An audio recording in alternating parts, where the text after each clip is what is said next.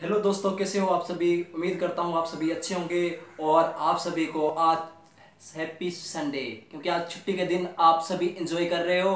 और आपके इसी एंजॉय को एक नए विषय के साथ करता हूँ मैं शुरुआत, ताकि आपका एंजॉय और ज़्यादा एंजॉयबल बन जाए।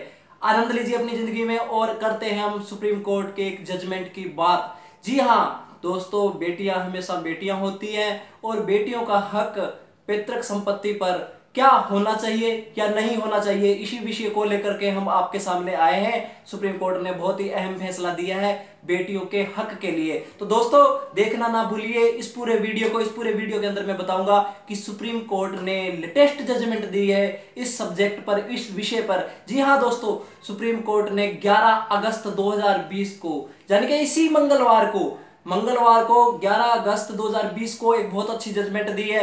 मैं उस जजमेंट का आपको हवाला दूंगा। उससे पहले दोस्तों, जैसा कि आप हमेशा करते हो, इससे पहले कि हम शुरुआत करते हैं इस नए विषय के साथ, दोस्तों आपके अपने YouTube channel legal advice at your home को सब्सक्राइब करना ना भूले और जानिए इस पूरे विषय के बारे में। दोस्तों एक बहुत ही दिलचस्प किस्सा आपको सुनाऊंगा मैं। किस्सा तो नहीं कह सकता, एक बहुत ही अच्छी जजमेंट आपके सामने आई है, वही मैं रूबरू करवाऊंगा आप लोगों के साथ। दोस्तों सुप्रीम कोर्ट ने एक जजमेंट दी है। एक केस फाइल किया गया था सुप्रीम कोर्ट के अंदर विनीता शर्मा वर्सेस राकेश शर्मा के तहत। दोस्तों बहन भाइयों का प्यार, बहन भाइयों का जो रिश्ता है वो बड़ा अटूट होता है। बचपन में जब बहन भाई आपस में शरारतें करते हैं, लड़ते हैं, झगड़ते हैं तो कितने प्यारे लगते हैं। लेकिन वही बहन भाई जब बड़े हो जाते हैं, उनकी शादियां हो जाती हैं और उसके बाद में उनके जो बीच दरार आती है, जो मनमुटाव आते हैं, रिश्तों में खटास आती है, दोस्तों ये खटास बड़ी लंबी चलती है। और दोस्तों माता पिता जो कि अपने बच्चों को, अपनी बेटी को, अपने बेटे को बराबर का समझते हैं, दोस्तों वो खटास चलते चलते एक परिवार के बीच में रिश्ता जो है टूट जाता है। दोस्तों कितना दुख भरा होता है कि जो बच्चे, जो बहन भाई बचपन में एक दूसरे के बिना रह नहीं सकते, एक दूसरे से लड़ते हैं, झगड़ते हैं, लेकिन वो लड़ाई झगड़ा थोड़ी देर के लिए होता है, लेकिन उसके बाद उनके बीच में जो अटूट प्यार होता है वो देखने लायक होता है दोस्तों।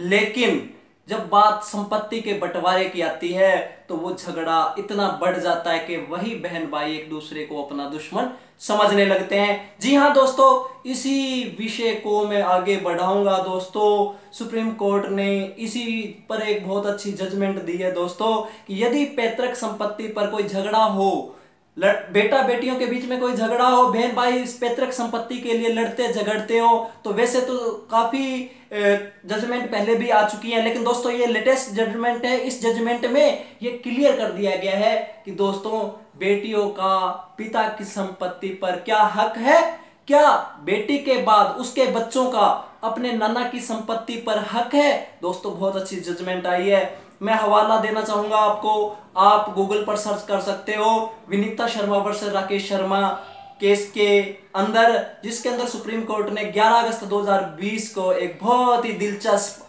अच्छी जजमेंट दी है। दोस्तों इस जजमेंट में से जो चीजें बाहर निकल करके आई हैं दोस्तों, उन्हीं चीजों से मैं आपको रूबरू करवाऊंगा। दोस्तों 4 चीजें निकल करके हमेशा इस जजमेंट में से सामने आई है। सबसे पहले तो मैं आपको यह बताऊंगा कि अरुण कुमार मिश्रा, जस्टिस अरुण कुमार मिश्रा जो कि सुप्रीम कोर्ट के एक माननीय जज साहब हैं, उनकी खंडपीठ ने यह बहुत ही दिलचस्प और बहुत ही अच्छा फैसला दिया है। दोस्तों इसी फैसले के बारे में मैं बताऊंगा आपको एक बहुत ही प्यारे तरीके के साथ, एक अच्छे अंदाज के साथ, जो आएगा बिल्कुल आपके समझ में। दोस्तों यदि आपको हमारी ये विशेष सब्जेक्ट और हमारा ये वीडियो अच्छा लगे तो लाइक और कमेंट तो बनता ही है। तो दोस्तों शुरुआत करते हैं हम इस विषय की। मैं आपको बता रहा था कि इस जजमेंट में से बहुत ही दिलचस्प बातें निकल करके सामने आई है, उन्हीं बातों को बताऊंगा मैं अभी आपको।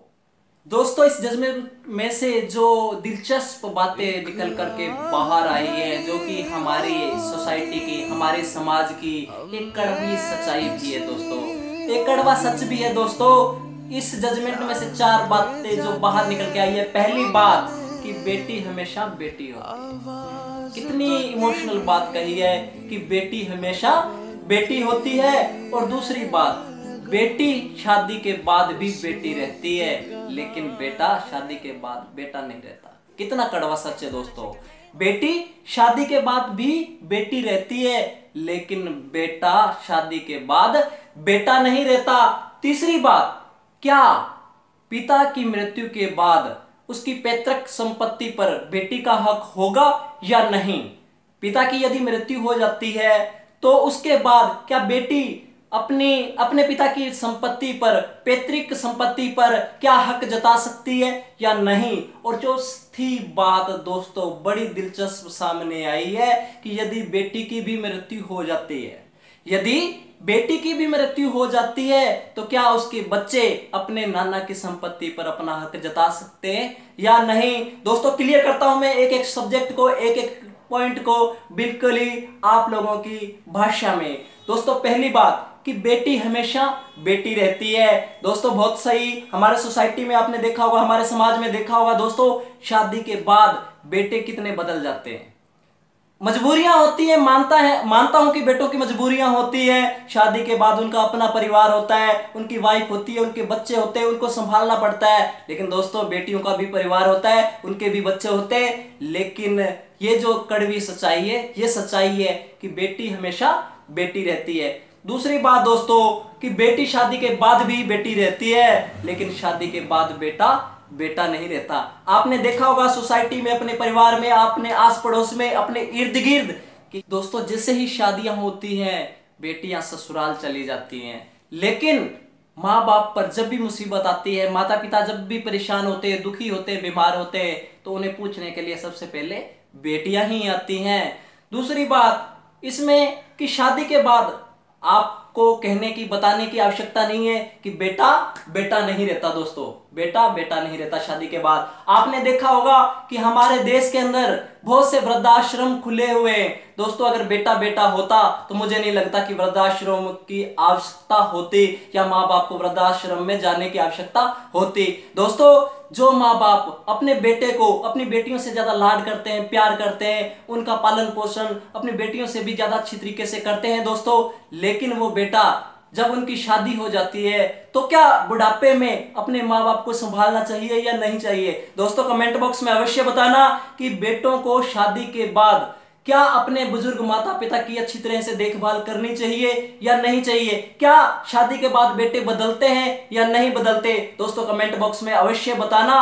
और तीसरी बात कि क्या पिता की मृत्यु के बाद बेटियों का अपनी पैतृक संपत्ति पर, अपने पिता की पैतृक संपत्ति पर हक है या नहीं? दोस्तों 11 अगस्त 2020 को जस्टिस अरुण कुमार मिश्रा की खंडपीठ ने बहुत ही अहम फैसला दिया है। इस फैसले में बताया गया है कि दोस्तों यदि पिता की मृत्यु हो जाती है तो बेटियों का पूरा हक है अपने पिता की संपत्ति पर। दोस्तों बेटियां चाहे तो अपने पिता की संपत्ति पर अपना हक जता सकती है, अपना हक ले सकती है, बराबर का जो हिस्सा है उसको ले सकती हैं। दोस्तों ये बहुत ही अच्छी जजमेंट है। इस जजमेंट से बेटा और बेटियों के बीच में, लड़का और लड़कियों के बीच में जो कह सकते हैं कि दूरियां हैं, या ये कह सकते हैं कि जो भेदभाव है उसको खत्म करने की कोशिश की गई है दोस्तों। और दोस्तों इसमें जो अंतिम बात कही गई है कि क्या बेटी की मृत्यु के बाद उसके बच्चे अपने नाना की संपत्ति पर हक जता सकते हैं या नहीं? दोस्तों बिल्कुल आपने सही सुना, अपनी मां की मृत्यु के बाद बच्चे भी अपने नाना की संपत्ति पर हक जता सकते हैं। इस जजमेंट में यह भी अहम फैसला बताया गया है दोस्तों। तो दोस्तों इस जजमेंट से जो बेटा और बेटी के बीच में फर्क है, या जो पैतृक संपत्ति को लेकर के जो झगड़े होते हैं, जो हमारे समाज के अंदर शादी के बाद बेटे बदल जाते हैं, उस चीज को रोकने के लिए और बेटा और बेटी में फर्क खत्म करने के लिए दोस्तों ये जस्टिस अरुण कुमार मिश्रा जी ने बहुत ही अच्छी जजमेंट दी है दोस्तों। तो इस जजमेंट को, यदि इस जजमेंट के बारे में आप ज्यादा विस्तार से जानकारी प्राप्त करना चाहते हैं, यदि आपके आसपास में, आपके पड़ोस में, आपके इर्द गिर्द, आपके समाज में भी यदि बेटा और बेटी के बीच किसी भी प्रकार से पिता की संपत्ति को लेकर किसी भी प्रकार का कोई भी झगड़ा हो, तो आप 11 अगस्त 2020 को जो सुप्रीम कोर्ट की जजमेंट आई है, अरुण कुमार मिश्रा जी की जो जजमेंट आई है विनीत शर्मा वर्सेस राकेश शर्मा के केस के अंदर, तो दोस्तों ये जजमेंट आप यूज कर सकते हैं, इस जजमेंट का हवाला दिया जा सकता है। तो दोस्तों कैसा लगा आज का वीडियो? यदि अच्छा लगा हो तो एक लाइक और एक कमेंट तो बनता ही है। और दोस्तों जो नए हमारे साथी हैं, मेरे दोस्त हैं, मेरे भाई हैं, मेरी बहनें हैं जो मेरे इस वीडियोज को देख रही हैं, तो सब्सक्राइब करना ना भूलें और हाँ बेल आइकन को भी दबा देना ताकि मेरी आगे आने वाली दिलचस्प वीडियोज भी आपके सामने सबसे पहले रूबरू हो सके। दोस्तों आपको इसी प्रकार की जानकारियां हम अपने आने वाले वीडियोज में देते रहेंगे। दोस्तों आपका ये अपना YouTube चैनल है, इसको सब्सक्राइब करें और ज्यादा से ज्यादा शेयर करें, ज्यादा से ज्यादा लोगों तक ये अहम फैसला जो है पहुंचाए ताकि हमारे समाज में जो दूरियां हैं बेटा बेटी के बीच में वो खत्म हो सके। दोस्तों आज के लिए इतना ही। जय हिंद, जय भारत।